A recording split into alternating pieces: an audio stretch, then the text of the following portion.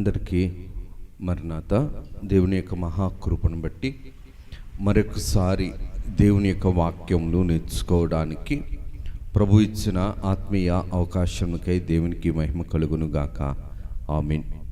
ఆమోసు గ్రంథము 1వ అధ్యాయము 1వ వచనము ధ్యానించుకుందారు. యూదారాజైన ఉజ్జియా దినములలోను ఇశ్రాయేల రాజుగు యెహోయాషు కుమారుడైన యారోబోము దినములలోను భూకంపము కలుగుటకు 2 సంవత్సరముల ముందు ఇశ్రాయేలీయులను గురించి తెకోవలోని పశువుల కాపర్లలో ఆమోసునకు కనబడిన దర్శన వివరము. ప్రార్థన చేసుకుందారు. సర్వకృపానిధి మీ ఘనమైన నామమునకు వందనాలు నాయన. దీవించండి, ఆశీర్వదించండి, మాతో మీరు మాట్లాడండి. ఆమోసు గ్రంథ విషయములు, ఆమోసు గారి యొక్క ఆత్మీయ జీవన విశేషాలు మీరు మాకు బోధించుము, మీరు మాకు అందించుము నాయనా. నీ కాపుదల్లో మమ్ములను భద్రపరుచుకొని మీరు మహిమను, ఘనతను, కీర్తిని, ప్రభావములను పొందుమని మహిమనాథుడును శ్రేష్ఠ పాలకుడగు యేసునామమున అడుగుచున్నాము తండ్రి. ఆమేన్. త్రిత్వదేవుని దీవెన, ఆశీర్వాదములు, శుభములు, మేలులు, ఉపకారాలు ప్రభు నిండుగా మెండుగా మనందరికి అందింపచేసి ప్రభు మహిమ పొందును గాక. ఆమేన్. దేవుని యొక్క ఆత్మీయ జీవితంలో మనం గమనించినట్లయితే గనక ఆమోసు గారి చరిత్ర అనగా ఆమోసు గారి కాలములో మనిషి యొక్క జీవన విధానము, బ్రతికే పరిస్థితులు నేటి కాలపు మానవులకు అతి సమీపమైన, అతి దగ్గర పోలికలు కలిగిన జీవన విధానం. దేవుని యొక్క వాక్యం ఎప్పుడూ కూడా విశ్వాసిని సరిచేసుకోమని చెబుతుంది. దేవుడు తన ప్రవక్తలను ఏర్పాటు చేసుకొని తనకిష్టమైన ప్రజలతో దేవుడు ఎప్పుడూ కూడా మాట్లాడుతాడు. దేవుడు ఒక మాటను వినిపిస్తున్నాడు అనిసినంటే దాని అర్థము విశ్వాస జీవితంలో ఆ మనిషి దేవుని యొక్క స్థితికి తగినట్లుగా కాక దేవునికి వ్యతిరేకంగా, అయోగ్యతగా బ్రతుకుతున్నట్లు లెక్క.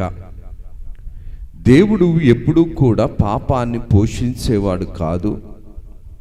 పాపమును ప్రేమించిన వ్యక్తిని పోషించే వ్యక్తి కాదు, దేవుడు కాదు. పాపము చేత పోషింపబడుతున్న వ్యక్తిని దేవుడు ప్రేమించడు. దేవుడు ప్రేమించే వ్యక్తి దైవ సంబంధమైన లక్షణములు, దైవ సంబంధమైన కార్యములు అందుకుని ఆలోచన కలిగే, ఆత్మీయ జ్ఞానము కలిగిన విశ్వాస జీవితాన్ని ప్రభువు ఎప్పుడు కూడా కోరుకునేవాడు. అటువంటి వ్యక్తిని ప్రేమించేవాడు. ఆమోసు గ్రంథములో మనం జాగ్రత్తగా గమనిస్తే గనక దావీదు గారి యొక్క రాజ్యము యూదా దేశముగాను ఇశ్రాయేలు దేశముగాను విడిపోయిన తరువాత దేవుడు కొద్ది కాలానికి ఆ ప్రజలకు తగినట్లుగా ప్రవక్తలను పంపించి ప్రవక్తల ద్వారా దేవుని యొక్క ప్రవచనాన్ని, వాగ్దానమును, అద్భుతాలను జ్ఞాపకము చేస్తూ భవిష్యత్తులో జరగబోవు కీడు నుండి తప్పించడానికి ప్రభు ఆత్మీయకరమైన వర్తమానాలను అందిస్తూ ఉండేవారు. అలాగా ఈ యొక్క చెరలోనికి వెళ్ళిపోయిన ఇశ్రాయేలు యొక్క ప్రజలు, దేవుని యొక్క వాగ్దాన బిడ్డలు నశించిపోవటం దేవుడి ఇష్టము కాదు.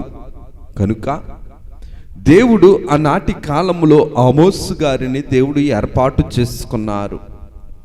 ఆమోసు అనగా అర్థము, ఆమోసు అను పేరునకు అర్థము భారము మోసెడివారు అని అర్థం.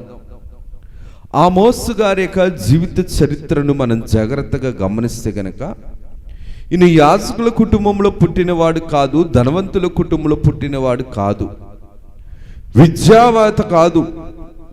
దైవ సంబంధమైన ఆసక్తి కలిగిన ఒక అతి చిన్న, అతి సామాన్యమైన పశువుల కాపరి కుటుంబము.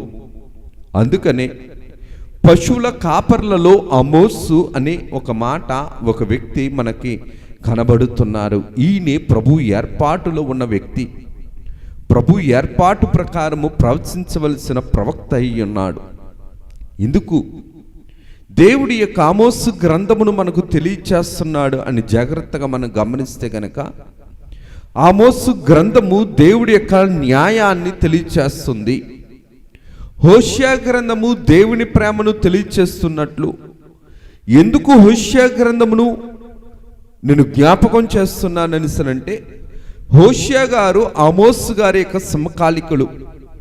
ఒక వేశ్యను వెళ్ళి నువ్వు పెళ్లి చేసుకోమని చెప్పి, ఆ వేశ్యతో పిల్లలు ఉన్నప్పటికీ కూడా ఆ పిల్లలను కూడా నీ పిల్లలుగా నీవు తీసుకోమని చెప్పి, అటువంటి ప్రేమ కలిగినప్పటికీ కూడా ఆ యొక్క వేశ్య తన స్వభావం మార్చుకోకుండా మరలా తిరిగి వేశ్యావృత్తిని చేస్తుండేటప్పుడు కూడా దేవుడు తన ప్రేమను ఎప్పుడూ కూడా ఆపుచేయలేదు, తన ప్రేమను కొనసాగిస్తూ ఉన్నాడు. అలాగుననే ఎంత ప్రేమ కొనసాగిస్తున్నా సరే దైవ సంబంధమైన కృపను మానవుని యొక్క అవిధేయత రాజ్యము చేస్తుండేటప్పుడు, మానవుని యొక్క బుద్ధి రాజ్యము చేస్తుండేటప్పుడు దేవుడి యొక్క ప్రేమ ఎంతున్నప్పటికీ కూడా న్యాయము పనిచేయటం ప్రారంభిస్తుంది. న్యాయము పనిచేయటం ప్రారంభిస్తే తీర్పు అనేది రావటం ప్రారంభిస్తుంది. ఆమోసు గ్రంథములో మనం జాగ్రత్తగా గమనిస్తే కనుక, దేవుడు ఏర్పరచుకున్న ప్రవక్త ఆమోసు గారు పశువుల కాపరుగా ఉన్నవాడు. ఈ యొక్క తెకోవా అను గ్రామవాసి అయి ఉన్నాడు. తెకోవా అనగా విడిది స్థలము. మేడి పండ్లు ఏరుకొని ఆ పట్టణములో అమ్ముకొని జీవనము గమనించే ఒక సామాన్యమైన అతి చిన్న ఆర్థిక స్థితి స్థానము కలిగిన వ్యక్తి ఎవరు అనగా ఈ యొక్క ఆమోసు గారు.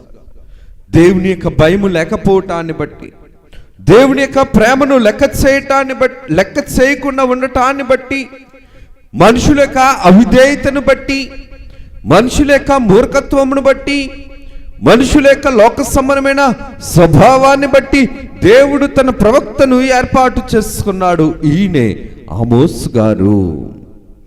ఆమోసు గారిని ప్రభు దేవుని యొక్క వాక్యము ప్రకారం జాగ్రత్తగా గమనిస్తే గనక, ఇశ్రాయేలీయులను గురించి తెకోవాలోని పశువుల కాపర్లో ఆమోసు గారు. ఇశ్రాయేలీయులు 10 గోత్రాల వారు అనగా 10 గోత్రాలకు యాజకుడుగాను, బోధకుడుగాను, ప్రవక్తగాను దేవుడు ఎంచుకున్న ఒక సామాన్యమైన వ్యక్తిని ప్రవక్తగా దేవుడు పిలుచుకున్నాడు.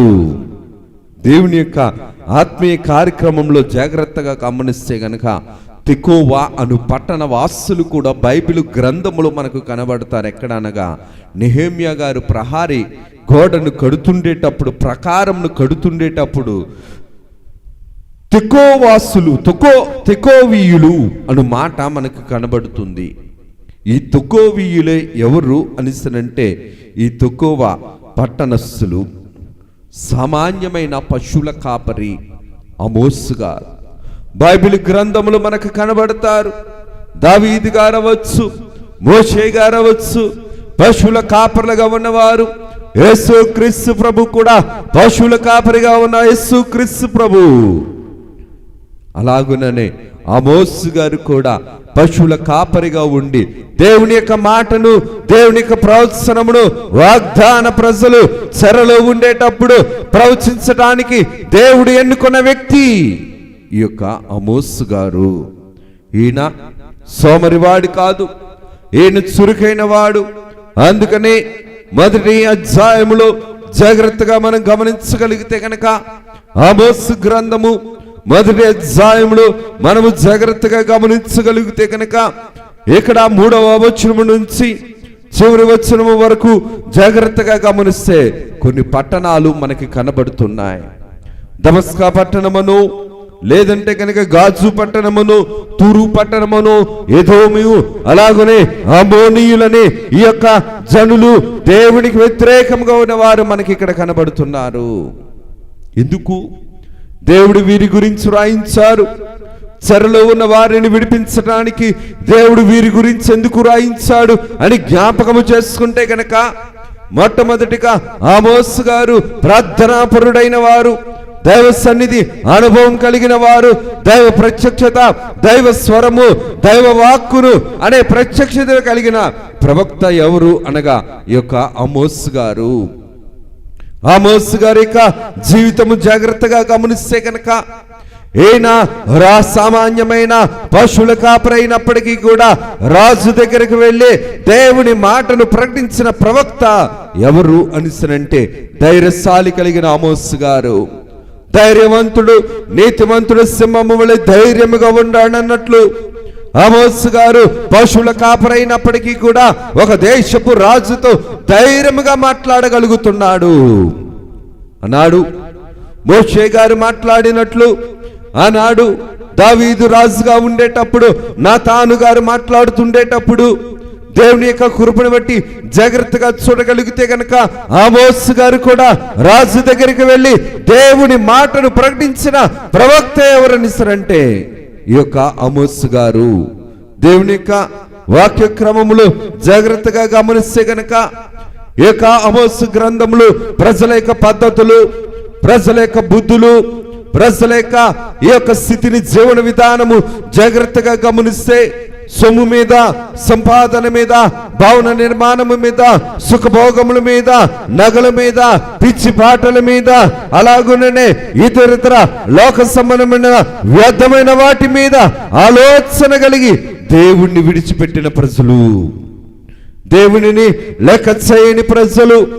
అందుకనే దేవుడు మొదటి అధ్యాయంలో దమస్కాను గురించి, తూరును గురించి, గాజాను గురించి, ఎదోమును గురించి, అమ్మోనీయుల గురించి చెబుతుండేటప్పుడు నేను 3 సార్లు 4 సార్లు అని ప్రభు చెబుతున్నాడు. దేవుడు నన్ను క్షమించునుగాక. లోకంలో ఒక సామెత ఉంటుంది, మనిషికి ఒక మాట, గొడ్డుకి ఒక దెబ్బ. మనిషికి ఒక మాట, గొడ్డుకి ఒక దెబ్బ. మనిషి అన్నవాడికి ఒక మాట చెబితే ఆ మాట ప్రకారం మనిషి ఏమవ్వాలనిసనంటే లోబడాలి. ఎదుటి వ్యక్తికి హానికరం కాకుండా, దేవుని స్థితిలో శాపగ్రస్తమైన జీవితము కాకుండా దేవునికి లోబడే మనసు కలిగిన వారిగా ఉండాలి. కానీ పాపము దేవుని మాటకు, దేవుని నీతికి లోబడదు. పాపకరమైన జీవితము, లోకకరమైన జీవితము, శాపకరమైన బ్రతుకు దేవుని మాటకు లోబడదు, దేవుని పనికి లోబడదు, దేవుని యొక్క స్థలమునకు లోబడదు, దేవుడి వాగ్దానానికి లోబడదు. అందుకనే ప్రభు రాయించిన మాట దమస్కాను గురించి, గాజాను గురించి, తూరును గురించి, ఎదోము గురించి, అమ్మోనీయుల గురించి, వీరు లోబడని ప్రజలు. లోబడని ప్రజలు. దేవుడి వాక్యము వినబడుతున్నా సరే, దేవుడు ఎన్నిసార్లు హెచ్చరిస్తున్నా సరే, దేవుడు ఎన్నిసార్లు ఖండితముగా, ఖచ్చితముగా హెచ్చరిస్తున్నా సరే, వీరి స్వభావం మార్చుకోలేదు, వీరి బుద్ధులు మార్చుకోలేదు, వీరి ఆలోచనలు మార్చుకోలేదు, వీరి క్రియలు మార్చుకోలేదు, మార్పు లేని వారిగా ఉండిపోయారు. అందుకనే దేవుని యొక్క కృపను దూరం చేసుకున్నారు. మనిషి యొక్క పాపపు అవిధేయత, మనిషి యొక్క పాపపు అవిధేయత దేవుని కృపను దూరము చేసింది, దేవుని కృపను దూరము చేస్తుంది. గాజా పట్టణములోను, తూరు పట్టణములోను, దమస్కా పట్టణములోను, ఈ యొక్క ఎదోము పట్టణములో అమ్మోనీయులు వీరందరికీ కూడా ప్రభు తీర్పు తీరుస్తున్నాడు. ఎందుకనగా దేవుడు న్యాయస్థుడు. తప్పు చేస్తూ ఉంటే తప్పు ద్వారా బ్రతుకు అని చెప్పే దేవుడు కాదు. తప్పు చేస్తూ, పాపము చేస్తూ, పాపము ద్వారా జీవితాన్ని బ్రతుకు అని చెప్పేవాడు దేవుడు కాదు. పాపము చేస్తే పాపిని పరిశుద్ధపరచడానికి పాప స్వభావమును తీసుకోమని చెప్పేవాడు దేవుడు. చెప్పే స్వభావము దైవాత్మ స్వభావము. పాపము చేస్తూ బ్రతుకు, పాపిలాగా బ్రతుకు, పాపము చేస్తూ పోషించుకో, పాపము చేస్తూ పెంచుకో, పాపము చేస్తూ సుఖభోగములు పొందు, పాపము చేస్తూ అనుభవించు, పాపము చేస్తూ సుఖముగా సుఖభోగాలతో ఆనందపడదు చెప్పేవాడు సైతాను. సైతాను స్వభావం కలిగిన వారు పాపాన్ని ప్రేమించేవారు, సైతాను స్వభావము కలిగిన వారు పాపములోనికి దింపేవారు, సైతాను స్వభావము కలిగిన వారు పాప సంబంధమైన కార్యములతో బ్రతకమని చెప్పేవారు. దేవుని యొక్క కృపను బట్టి చూస్తే గనక దేవుని ప్రజలే పేరుకైతే వీరి క్రియలన్నీ కూడా దేవునికి ఎలాగున్నాయనిస్తుందంటే అంగీకారము లేని క్రియలు. దేవుని దృష్టిలో వీరు దోషులు. దోషము అనగా దేవుని దృష్టిలో వీరు దోషులు. దోషము అనగా అధికారమును, దేవుని అధికారమును ఎదిరించుట, దేవుని ఆజ్ఞను అతిక్రమించుట, దేవుని యొక్క నిబంధనను మీరుట. ఎప్పుడు దేవుడి మాటకు లోబడాం, ఎప్పుడు దేవుని ఆజ్ఞను అతిక్రమించకుండా ఉన్నాం, ఎప్పుడు దేవుని నిబంధన ప్రకారము నిలబడగలిగాం, మనల్ని మనం ప్రశ్నించుకోవలసిన వారమై, మనల్ని మనం గమనించుకోవలసిన వారమై ఉన్నాం. ఎందుకు మానవ బ్రతుకులు పాపము రాజ్యము చేస్తుండేటప్పుడు కూడా పాపానికి సంధిస్తూ పాప సంబంధమైన కార్యములతో మనిషి బ్రతుకున్నంత కాలము కూడా దేవునికి స్థానము లేదు, దేవుని ప్రేమకు విలువ లేదు, దేవుని కృపకు విలువ లేదు. అందుకనే దేవుడు విలువివ్వలేని చోట, ప్రేమించలేని చోట దేవుని యొక్క న్యాయము తీర్పరిగా వస్తుంది.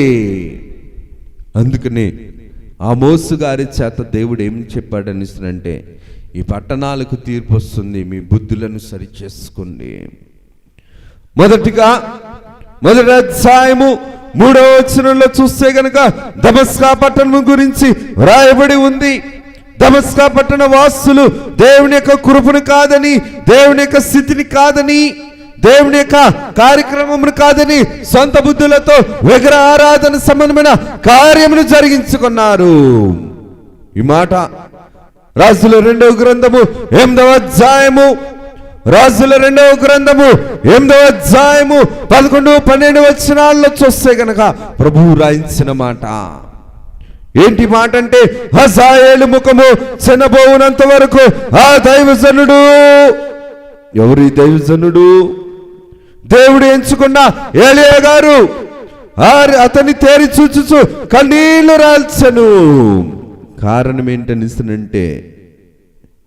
ఏంటనిస్తనంటే ఈ యొక్క వచనములో జాగ్రత్తగా 3 నుంచి 5 వచనాలు జాగ్రత్తగా గమనిస్తే గనక ఒక ప్రాంతము పేరు కనబడుతుంది, బెతేదేను. బెతేదేను విలాస స్థలము, సూర్యదేవుని యొక్క విగ్రహము నిలబడిన స్థలము. ఈ యొక్క సిరియా దేశము అనగా దమస్కా పట్టణము సిరియానుల దేశము కాబట్టి, ఇది మృత సముద్రపు యొక్క ప్రాంతము కాబట్టి, ఈ ప్రాంతంలో ఉన్న ఈ యొక్క ప్రజల పైన దేవుడు తీర్పు రప్పిస్తుంది. దేనికోసం అనిసనంటే, వీరు గొప్పగా ఎంచుకున్న స్థానం ఏంటంటే బెతేదేను ప్రాంతము. ఈ హజాయేలు దేవుని మందిరము కాదని, దేవుని బలిపీఠమును కాదని, దైవ సంబంధమైన క్రమము కాదని, దైవ సంబంధమైన కార్యక్రమం కాదని, దేవుని నిబంధన కాదని, జ్ఞానము లేకుండా, బుద్ధి లేకుండా, వివేచన లేకుండా తన అధికారము కోసము తనతో పాటు తన చెరలో ఉన్న ప్రజలను కూడా పాపానికి దించివేశాడు. సైతాను బలంగా పనిచేస్తుండేటప్పుడు, సైతాను పని బలముగా పనిచేస్తుండేటప్పుడు, సైతాను ప్రభావములో మనం ఉండేటప్పుడు, మనలో పరిశుద్ధత ఉన్నా సరే ఆ పరిశుద్ధతను దేవుని లెక్క చేయకుండా ఆ సైతాను వైపు, ఆ మాటల వైపు, ఆ క్రియల వైపు సైతాను కొట్టుకుపోయేలాగా చేస్తుంది. అలాగే హజాయేలు రాజుగా ఉండేటప్పుడు అతను బలముగా విగ్రహ ఆరాధన కలిగిన వాడు కాబట్టి దేవుడి దగ్గరికి వెళ్లకుండా, దేవుని సంబంధమైన కార్యక్రమాలు చేయకుండా, దైవకమైన భయభక్తులు లేకుండా చేసి ఈ ప్రజల మీదకి తీర్పుని తీసుకొని వచ్చాడు. ఈ ప్రజల మీదకి తీర్పుని తీసుకొని వచ్చాడు. ఈ ప్రజల మీదకి కీడుని తీసుకొని వచ్చాడు. ఈ ప్రజలు రాజును నమ్మి ఏం చేశారనిసరంటే తమ మీదకి కీడుని తెచ్చుకున్నారు. ఇందుకు ఈ మాటను నేను జ్ఞాపకం చేస్తున్నా అంటే, దేవుని దగ్గర ఉంటే మనస్సాక్షి పని చేస్తుంది. దైవ సంబంధమైన స్థితిలో ఉంటే మనస్సాక్షి పని చేస్తుంది. అంతరంగము దేవునికి భయపడుతుంది. అంతరంగంలో అపవాది ఉండేటప్పుడు దేవునికి భయం ఉండదు, దేవుని పట్ల భయం ఉండదు, దేవుని పట్ల విధేయత ఉండదు, మన సాక్షి పనిచేయదు. కారణం ఏంటనిసరంటే అంతరంగం అంతా కూడా అవిధేయతతోటి, అంధకార సంబంధమైన క్రియలతోటి, అపవాదితోటి నిండిపోయింది. కాబట్టి దేవుడు మాట అన్నా లెక్క ఉండదు, దేవుని పని అన్నా లెక్క ఉండదు, దేవుని ధ్యానం అన్నా లెక్క ఉండదు. అలాగ లెక్కలేని స్థితిలో దేవుని ప్రేమను విలువ తక్కువగా చూస్తారు. కాబట్టి వీరి మీదకి ఏమొచ్చిందని సరంటే యవనస్తులు కూలిపోయేలాగా దేవుడే శిక్షను పంపిస్తున్నానని చెప్పి ఆమోసు గారి ద్వారా దమస్కా పట్టణానికి తీర్పు వినిపిస్తున్నాడు. ఎప్పటికైనా నువ్వు మారుతావా? ఎప్పటికైనా మార్పు చెందుతావా? ఎప్పటికైనా దేవుని యందు భయభక్తులు కలిగి ఉంటావా అని చెప్పి దేవుడు తన తీర్పును వినిపిస్తున్నాడు. కానీ సైతాను దేవుడి మాట వింటున్నా సరే లెక్క చేయనివ్వదు. రెండవ పట్టణము గాజు పట్టణము. గాజు యొక్క పట్టణము స్థితి జాగ్రత్తగా మనం గమనించినట్లయితే గనక 6వ వచనంలో 2వ భాగంలో చూస్తే ఏలయనగా ఏదోము వారి అప్పగింతల వలె తమను సరిపట్టి వారిని అందరినీ కొనిపోయిరి. ఎవరు వీరు? దేవుని ప్రజలు, 10 గోత్రాల వారు దేవుని ప్రజలు.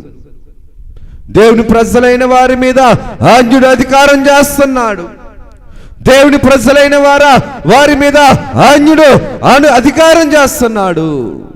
దేవుని వాగ్దానం ఉంది వారి మీద.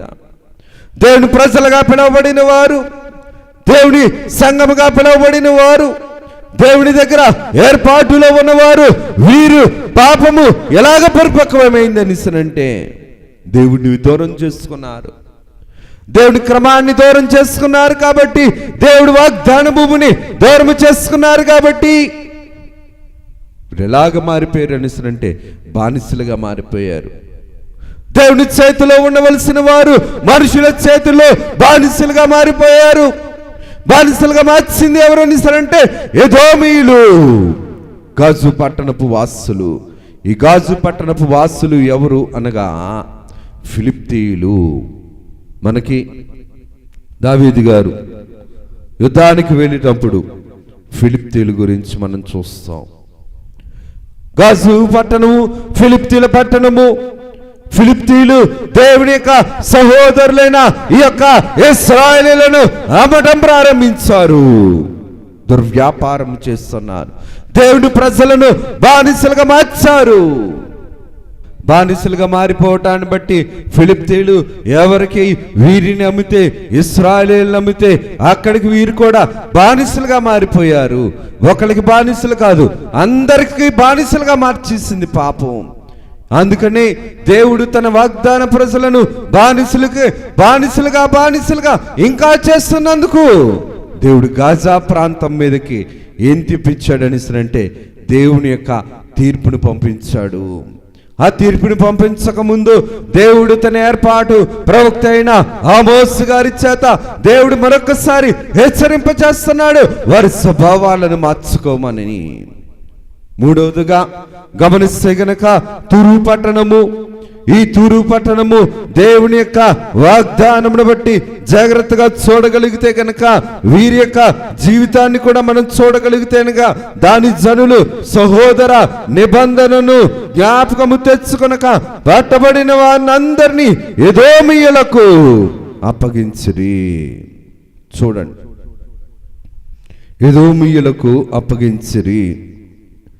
దేవుని యొక్క వాగ్దాన దేశపు ప్రజలు ఇశ్రాయేలీయులు, వాగ్దానపు ప్రజలను, దేవుడి తలంపులో ఉన్న ప్రజలను, దేవుని ఆలోచనలో ఉన్న ప్రజలను, దేవుని జ్ఞప్తిలో ఉన్న ప్రజలను మనుషులు బాధ పెడుతూ ఉంటే దేవుడు ఊరుకోడు, దేవుడు చూస్తూ ఉండడు.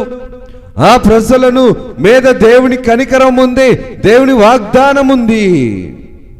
అందుకనే దేవుడు చెప్తున్న మాటను జాగ్రత్తగా గమనిస్తే గనుక తూరు ప్రాంతపు ప్రజలు చేసింది ఏంటంటే తమ సహోదరుల నిబంధనను జ్ఞాపకముకు తెచ్చుకొనక పట్టబడిన వారిని అందరినీ ఎదోమీయులకు అప్పగించిరి. అందుకనే ప్రభు రాయించిన మాటను ఆమోసు గారి ద్వారా దేవుని యొక్క వాగ్దానపు స్థితిని బట్టి జాగ్రత్తగా మనం గమనించగలిగితే గనక, సహోదర ప్రేమ లేకుండా ఎదోమీయులకు ఇశ్రాయేలీయులు ఏమో దేవుని ప్రజలు, ఎదోమీయులు కూడా ఏశావు సంతానము వారే. వీరు కనీసము పుట్టుపూర్వోత్తరాలు కూడా జ్ఞప్తిలోనికి తీసుకురాకుండా సొంత సహోదరులను మనకు సహోదరులకు అమ్మకానికి పెడుతున్నారు.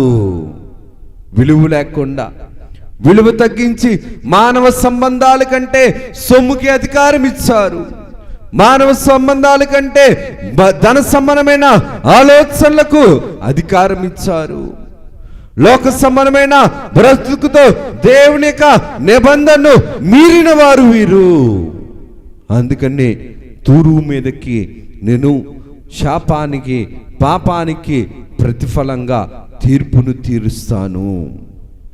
మరొక పట్టణము ఎదోము పట్టణం. ఎదోమీయులు ఏశావు సంతానము వారు. ఎదోమీయులు ఏశావులో నుంచి వచ్చిన వారు. దేవుని యొక్క వాక్యములో చూస్తే గనక ఇస్సాకు గారి కుమారులు ఏశావు గారు, యాకోబు గారు. ఏశావుకు పుట్టిన కుమారులే ఎవరు అనగా ఈ యొక్క ఎదోమీయులు. యాకోబు గారికి పుట్టిన కుమారులు, ఇస్సాకు గారికి పుట్టిన కుమారులు ఈ ఇద్దరు ఏశావు యాకోబులైతే, ఏశావు యొక్క సంతానము ఎదోమీయులు. ఏశావు సంతానము ఎదోమీయులు. ఏశావు సంతానమైన ఎదోమీయులు తన యొక్క సొంత సహోదరుల వంటి వారు. ఈ 10 గోత్రాల వారు, ఈ 10 గోత్రాల వారు ఎవరిలో నుండి వచ్చారని అంటే యాకోబులో నుండి వచ్చిన వారే. ఒకప్పుడు యాకోబు ఏశావులు ఇరువురు కూడా ఒకే గర్భంలో వచ్చిన సొంత సహోదరులు. వీరి యొక్క నైజము సొంత సహోదరులను కూడా లెక్క చేయకుండా ధనాపేక్ష స్వభావముతో, లోక సంబంధమైన స్వభావముతో, ధనాశతో, లోకాశతో, సౌఖ్యాశతో దేవుని యొక్క దృష్టికి వ్యతిరేకముగా వీరు కూడా ఏం చేశారంటే వారి సహోదరులను బానిసలుగా అమ్మివేశారు. బానిసలుగానే చూశారు. సహోదర ప్రేమ వీరిలో లోపించడం చేత వీరేమైపోయారనిసరంటే దేవునికి దూరమయ్యారు. మరొక పట్టణము అమ్మోనీయులు. అమ్మోనీయుల పట్టణమును కూడా జాగ్రత్తగా మనం గమనించగలిగితే గనక లోతు చిన్న కుమార్తె సంతానమే ఈ యొక్క అమ్మోనీయులు. అన్యాయముగా దేవుని యొక్క వాగ్దానికి వ్యతిరేకముగా, దేవుని యొక్క కార్యానికి వ్యతిరేకముగా, అన్యాయముగా కడుపులో గర్భంలో ఉన్న పిండాలను కత్తితోటి చీల్చి భయక్రాంతులను చేసి వీరి రాజ్యాన్ని సంపాదించుకున్నవారు, నీతి లేనివారు. దేవుని యొక్క వాక్య క్రమములో జాగ్రత్తగా చూస్తే గనక వీరి యొక్క ఆత్మీయ జీవితం చనిపోయిన ఆత్మీయ జీవితం. వీరు ఆచరిస్తున్న ఆచారాలు, వీరి ఆలోచనలు, వీరి ఆశ, వీరి యొక్క పరిస్థితులన్నీ కూడా ఎటువంటివి అనిసినంటే మృత్యానికి చావుకి దగ్గరగా ఉన్నవి. అందుకనే ఆమోసు గారు 3వ అధ్యాయము 10వ వచనంలో రాయించిన మాట ఏంటంటే వారు నీతి క్రియలు తెలియక. ఆనాటి కాలంలో మంచి అనేది కూడా ఏంటి అనేది తెలియని ప్రజలు, మంచి అంటే ఏంటి అని తెలియని ప్రజలు, మంచిని చేయలేని ప్రజలు, కనీసం మంచి కోసం ఆలోచన ఆసక్తి లేని ప్రజలు, చెడును చేస్తూ, చెడును కోరుకుంటూ, పాపాన్ని జరిగించుకుంటూ ఈ బ్రతుకు బాగుంది, ఇదే మంచిది అని గర్వపడుతున్న గర్వపు బ్రతుకులు. అందుకనే ఆమోసు గారి ద్వారా దేవుడు ప్రవచిస్తున్నాడు. ఎందుకు ఈ మాటను నేను జ్ఞాపకం చేస్తున్నాను అనిస్తానంటే, మోయాబీయుల మీద, అలాగుననే దేవుని యొక్క లోతు యొక్క మరొక కుమార్తె సంతానము మోయాబీయులు ఓర్వలేని వారై హస్తపంజరాలను కూడా పైకి లేపి బూడిది చేసే పగా ప్రతీకారాలు కలిగిన స్థితి కలిగిన మూర్ఖపు క్రూరత్వం కలిగిన సంతానము మోయాబీయులు. ఎందుకు ఈ మాటలను మనం జ్ఞాపకం చేసుకోవాలనిస్తానంటే, ఈనాటి కాలంలో కూడా మన చుట్టుపక్కల మన పరిసరాల్లో ఇటువంటి స్వభావం కలిగిన వారు మనకు ఎదురుపడతారు, మనతో ఉన్నవారు. ఆమోసు గారి ద్వారా దేవుడు చెప్పిస్తున్న మాట, దేవుడు వినిపిస్తున్న మాట. ఎందుకు ఈ మాటను ఆనాటి ప్రజలు ఆమోసు గారి గ్రంథాన్ని రాస్తుండేటప్పుడు దేవుడి యొక్క నిజమైన దేవుని కాదని, అబద్ధకరమైన మోసకరమైన దేవతలను అనుసరించి, అబద్ధకరమైన విగ్రహారాధనను అనుసరించిన ప్రజలు నిజాన్ని చేరుకోలేకపోయారు, నిజాన్ని తెలుసుకోలేకపోయారు. విగ్రహారాధననే అబద్ధంలో బ్రతుకుతున్న వారు వీరు. అందుకనే నిజాన్ని తెలుసుకోలేకపోయారు. నిజమైన దేవుని యొక్క జ్ఞానము ఆలోచన కూడా లేని ప్రజలుగా ఉన్నవారు. యెహోవా ధర్మశాస్త్రమును విసర్జించిన వారు, విధులను గైకొనని వారు.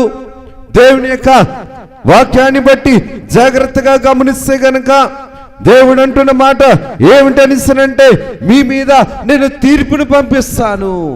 మీరు చేసిన పాపాలను బట్టి, మీరు చేస్తున్న శాపకరమైన బ్రతుకును బట్టి, దైవ సమ్మతమైన ఆజ్ఞకు విరోధముగా మీరు చేసిన పనులను బట్టి నేను మీ మీద తీర్పును పంపిస్తాను.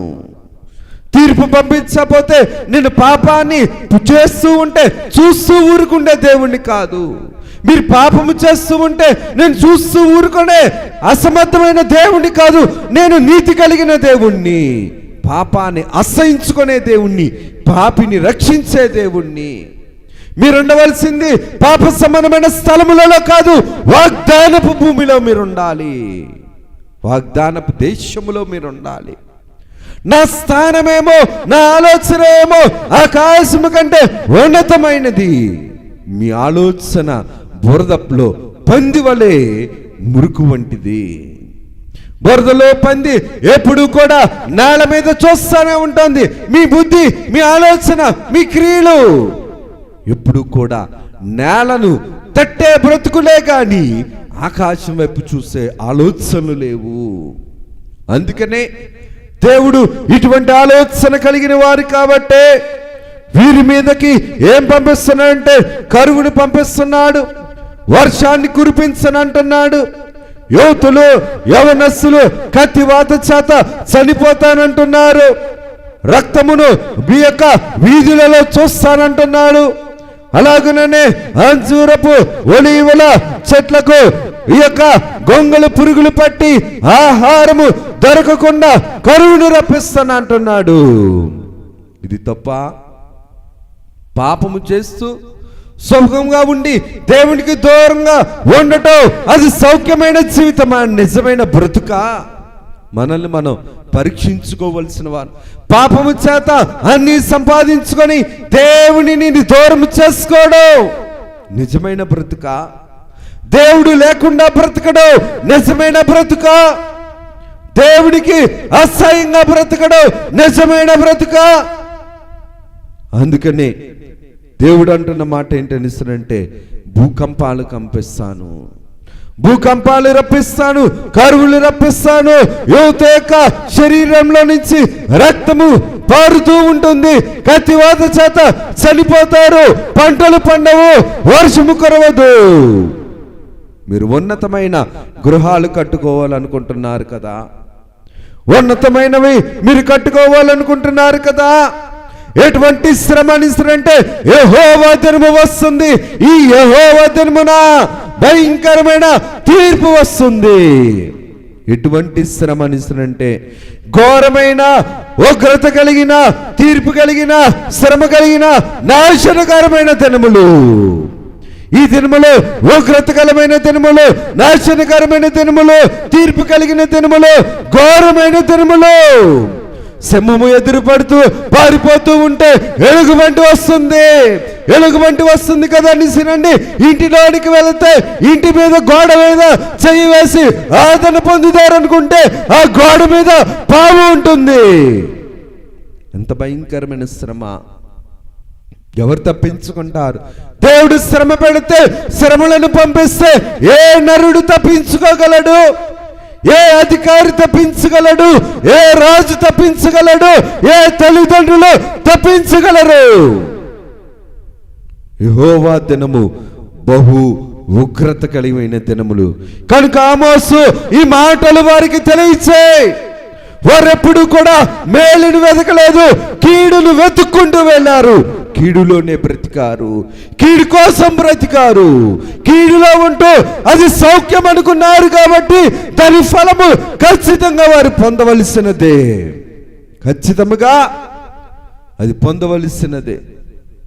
ఆమోసు, నువ్వు రాజుకు తెలియచే. అందుకనే దేవుని యొక్క వాక్య క్రమములో జాగ్రత్తగా గమనిస్తే ఆమోసు గారు నిజమైన యాజకుడైతే లోకములో ఉన్న యాజకుడు అమధ్య. అమధ్య అంటున్న మాట ఇదిగో, ఈ యొక్క ఆమోసు వచ్చి నీ రాజ్యాన్ని కించపరుస్తున్నాడు, నీ అధికారాన్ని కించపరుస్తున్నాడు, నీ తెలివితేటల్ని కించపరుస్తున్నాడు. దేవుని యొక్క ఆలోచన ముందు ఏ మనిషి ఆలోచన అయినా సరే అది విలువలేనిదే. దేవుని ఆలోచన స్థిరమైనది, దేవుని ఆలోచన బలమైనది, దేవుని ఆలోచన మనల్ని నిలబెట్టేది, దేవుని ఆలోచన మనల్ని నీతిమంతులుగా ఉంచేది.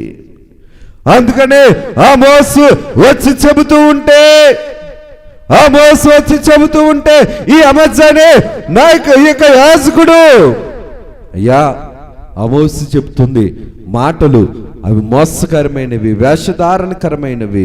పశువుల కాపరి మేడి పండ్లు వేరుకొని అమ్ముకొని బ్రతుకు జీవించేవాడు. అతను చెబుతున్నాడయ్యా, దేవుని తీర్పు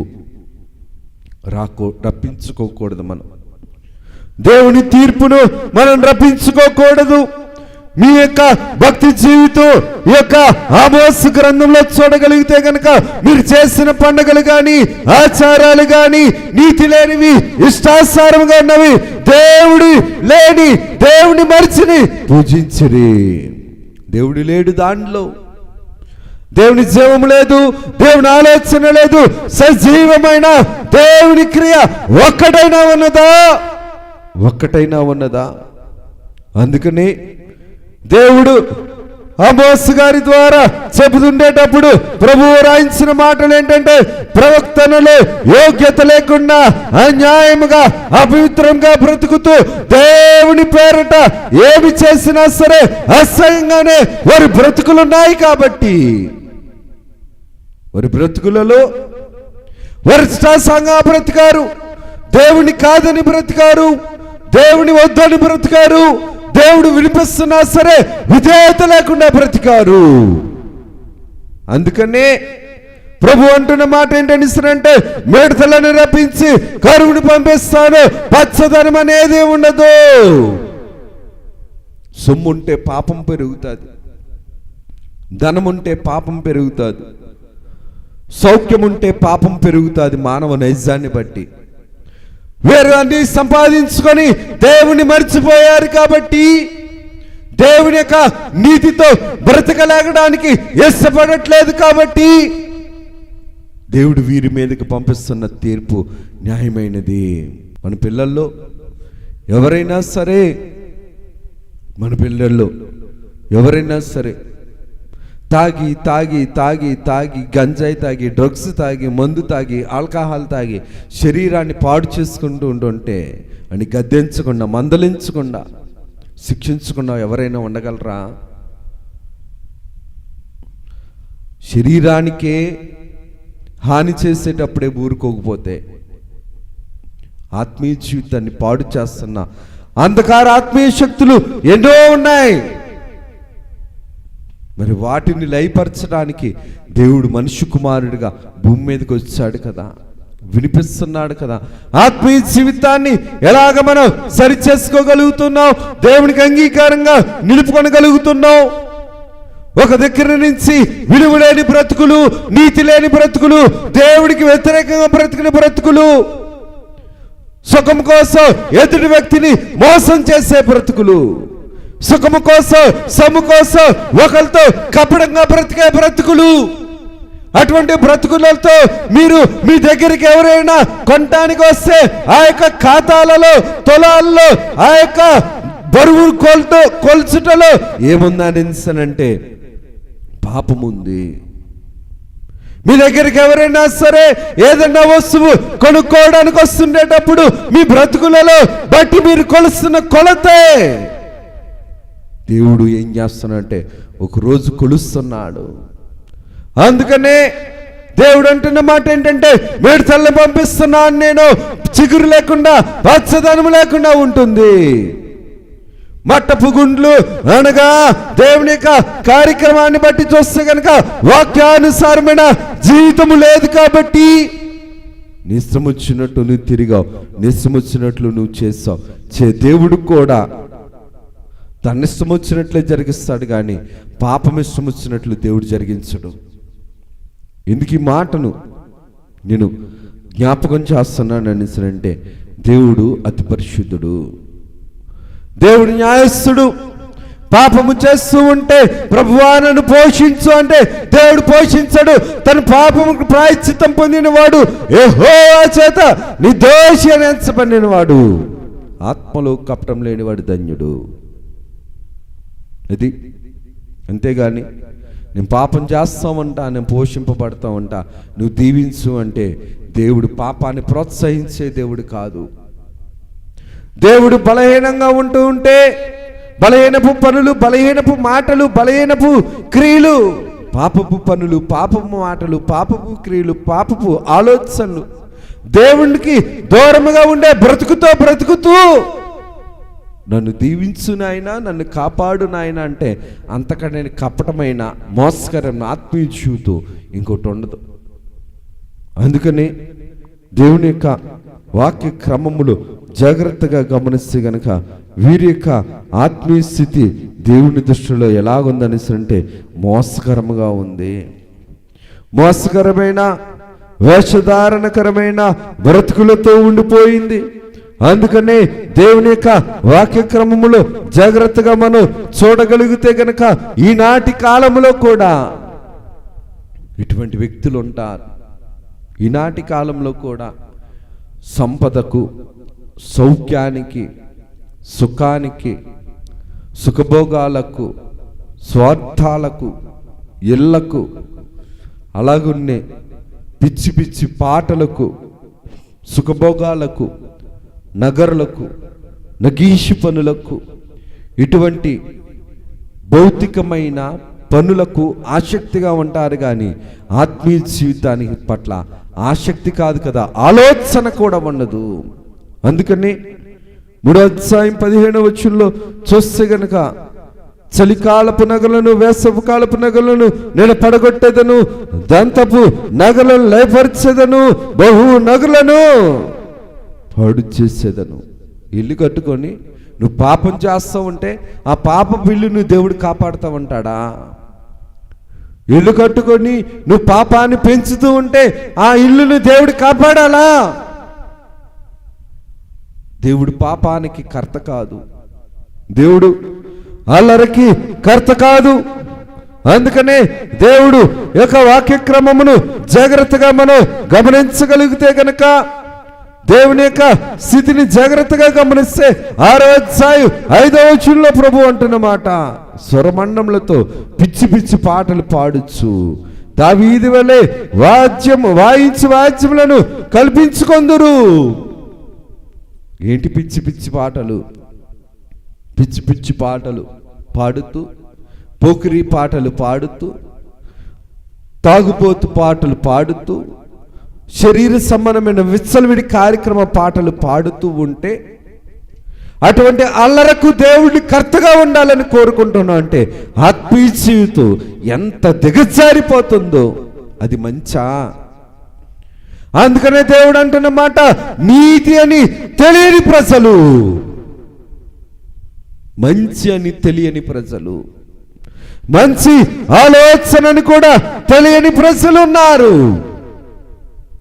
అందుకనే నేనేం చేస్తున్నానని అంటే, ఆమోసు నువ్వు వెళ్ళి వారితో చెప్పు, వాళ్ళు మారతారా, మారారు, మారకపోతే గనక నేను చేయవలసింది నేను చేస్తాను. ఇందుకు ఈ మాటను నేను జ్ఞాపకం చేస్తున్నానని అంటే, నిన్న నేడు నిరంతరము ఏకరీతిగా ఉన్న దేవుడు, నిన్న నేడు నిరంతరము ఎప్పుడూ మారని దేవుడు యేసుక్రీస్తు ప్రభు. వీరి మతము మృతము, వీరి యొక్క ఆలోచన మృతము, వీరి పనులు మాటలు మృతము, వీరిని చంపేవి, వీరి తరాలను చంపేవి, వీరి సంపాదించుకున్న వాటిని అన్నింటినీ కూడా చంపే పనులు. అటువంటివి చేస్తూ, దేవా నువ్వు నన్ను దీవించు, నువ్వు నన్ను పోషించు, నువ్వు నన్ను రక్షించు అంటే దేవుడు రక్షించేవాడు కాదు. ఎందుకనిసరంటే పాపాన్ని దేవుడు ఎప్పుడు కూడా పోషించడు. పాపాన్ని పోషించేవాడు అసలు దేవుడే కాదు. పాపాన్ని ఉంచేవాడు అసలు దేవుడే కాదు. పాపముతో బ్రతుకు, పాపముతో పెంచు, పాపముతో ఉండు, పాపముతో నివసించు అని చెప్పేవాడు అపవాది, సైతాను, సైతాను సంబంధమైన ఆలోచన కలిగిన మనుషులు మూర్ఖులు అని దేవుడు అలా చెప్పడం. నీతి కోసం ఆకలి దప్పగలవారు ధన్యులు. నీతి కోసం ఆకలి దప్పికలు గలవారు ధన్యులు. నీతి అంటే దేవుని మాట. దేవుని మాటను కాదని బ్రతికారు కాబట్టే ఈ 10 గోత్రాల వారు ఎలా మారారని అంటే నీచపు బ్రతుకుగా మారిపోయారు. నీచమైన క్రియలు, నీచమైన మాటలు, నీచమైన గుడారాలు, నీచమైన బానిసత్వంలోనికి వెళ్ళిపోయారు. అందుకనే వారిని బాగు చేయటానికి ఆమోసు గారిని పంపించాడు, కానీ కీడును పంపిస్తాను, వారు నాశనం అయిపోవాలని దేవుడు పంపించలేదు.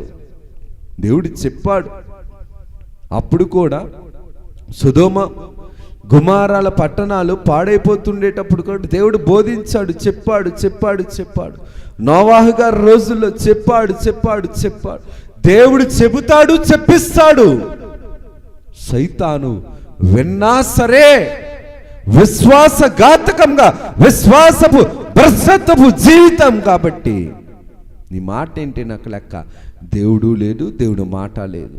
నేను చేస్తుందే నాకు దేవుడు, నేను ఆలోచించేదే నాకు దేవుడు, నా కడుపే నా దేవుడు అనుకునే తరము ఈ తరము. అందుకనే దేవుడు ఏమన్నాడు అనిస్తుంటే, ఆమోసు జరిగేది తీర్పుని నేను పంపించును, ప్రేమతో వాళ్ళని రక్షిస్తాను, ఇప్పటికైనా సరే వారి స్వభావాలను మార్చుకో అనిస్తుంటే సైతానికి ఎంత అవకాశం ఇచ్చారు, దేవుడు మారాడు. సైతానుకి దేవుడు ఇంత అవకాశం ఇచ్చాడు, సైతాను మారిందా? మారలేదు.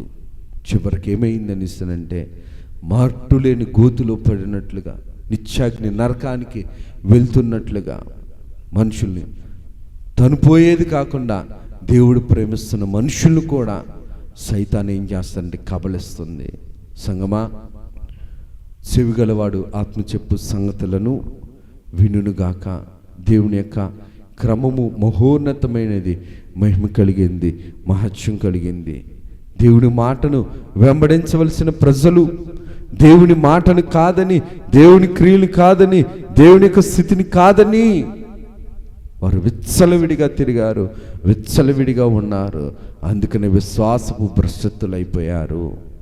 ఆమోసు గ్రంథము కూడా ఇదే చెబుతుంది. నేను తీర్పు పంపిస్తాను, ఇప్పటికైనా మారండి, తీర్పులోనికి వెళ్ళొద్దు, నేను న్యాయస్థుని. కనుక ఆమోసు గ్రంథం ఏం చెబుతుందంటే దేవుడు న్యాయస్థుడు, దేవుడు పోషించేవాడు, పరిశుద్ధకు పోషకుడు. కానీ పాపానికి, పాప ఫలితాలకు, శాప ఫలితాలకు యేసుక్రీస్తు ప్రభు పోషకుడు కాదు. యేసుక్రీస్తు ప్రభు పరిశుద్ధతకు పోషకుడు, పవిత్రతకు పోషకుడు, రక్షణకు పోషకుడు, దేవుని యొక్క దైవ లక్షణాలకు పోషకుడు. అంతేగాని పతనమైపోవడానికి, పాడైపోవడానికి, నాశనమైపోవడానికి, వ్యాధులు కలిగించడానికి యేసుక్రీస్తు ప్రభు పోషకుడు కాదు. దేవుడి కొద్ది మాటలు మన వినికిడిలో దీవించి ప్రభు మహిమ పొందును గాక. ఆమేన్. సర్వోపకారుడా, సర్వశక్తిమంతుడా, వందనాలు, స్తుతులు, స్తోత్రములనైనా కొద్ది వారము దీవించుము, ఆశీర్వదించుము, కనికరించుము. ఆమోసు గ్రంథంలో కొన్ని విషయాలు మాకు నేర్పించాం నైనా. మా ఆత్మీయ జీవితాన్ని సరిచేసుకొని ఆలోచనలు, ఆత్మీయ ఆసక్తి కలిగిన క్రమములు మీరు మాకు అందించి మీరు మహిమను, ఘనతను, కీర్తిని, ప్రభావములను పొందుమని మహిమనాథుడును, శ్రేష్ఠ పాలకుడును, ఏకరక్షకుడుకు యేసు నామమున అడుగుచున్నాము తండ్రి. ఆమేన్. త్రిత్వ దేవుని దీవెన, ఆశీర్వాదములు, శుభములు, మేలులు, ఉపకారాలు ప్రభు నిండుగా మెండుగా అనుగ్రహింపచేసి ప్రభు మహిమ పొందును గాక. ఆమేన్. అందరికీ మరణాత.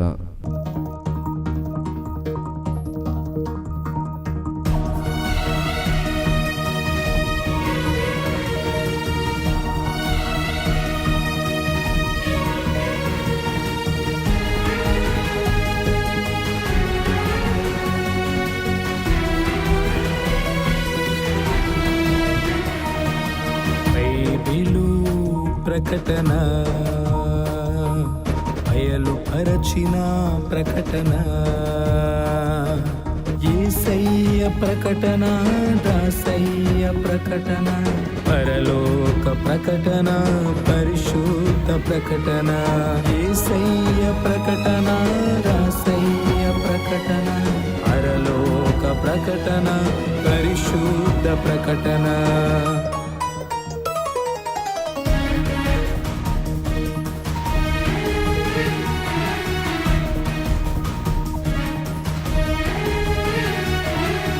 ప్రకటన, బైబిలు ప్రకటన, బయలుపరచిన ప్రకటన, విమలాత్మ ప్రకటన, విజయాత్మ ప్రకటన, విశ్వాసికి ప్రకటన, విజ్ఞాపన ప్రకటన, విమలాత్మ ప్రకటన, విజయాత్మ ప్రకటన, విశ్వాసికి ప్రకటన, విజ్ఞాపన ప్రకటన. ప్రకటన, బైబిలు ప్రకటన, బయలుపరచిన ప్రకటన.